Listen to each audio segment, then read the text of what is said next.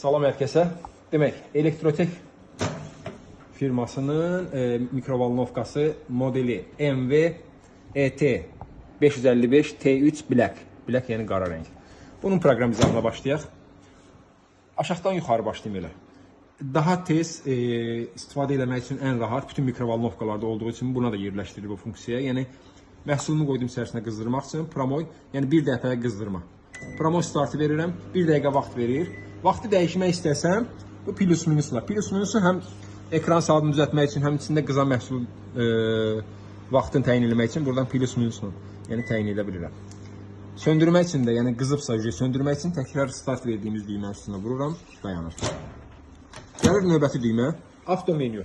Avto menyuda var burada. Baxın, avto menyu vurduqca A1, A2, A3 bu şəkildə A6-ya kimi gedir. Həmin onlar da burada qeyd olunub.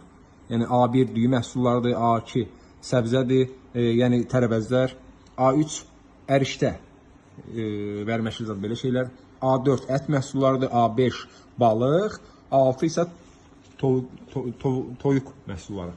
Həmin onları görmək üçün buradan avto menyuda bir-bir vurduqca 2, 3, 4, 5, tutalım 5 lazımdır bizə balıq məhsulları.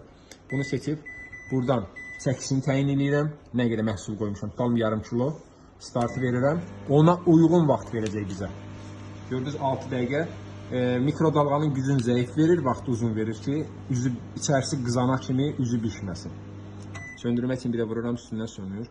Burada saatı düzəldə bilərəm. Evdə saat neçədirsə, kloku vururam. Plus minusla tutalım ki, saat neçədir, onu təyin edirəm, misal üçün. Bir də vurdum, təsdiqlədim. Mikrogrill.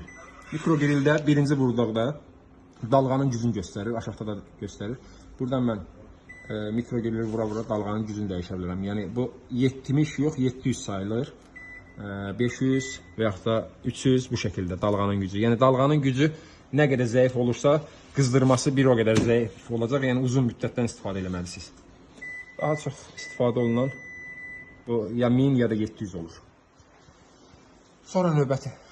Plus minusda dediyim kimi bu seçdiklərimizi misal üçün 700'ü seçmişəm, plus minusla vaxtı təyin edirəm ki 50 saniyə.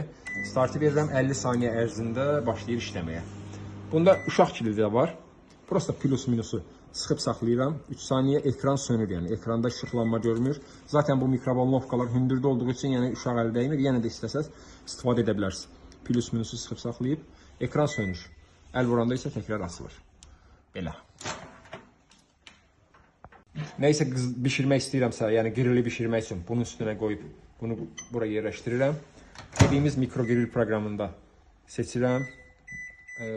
Burada C-ni tapmalıyıq biz. Bax bu C1, C2 kombinasyon. Bunu seçib buradan vaxtı təyin edirəm. Misal üçün bizə bir xeyli vaxt lazım olacaq. Vaxtı seçirəm və startı verirəm. Spiralı işə düşür.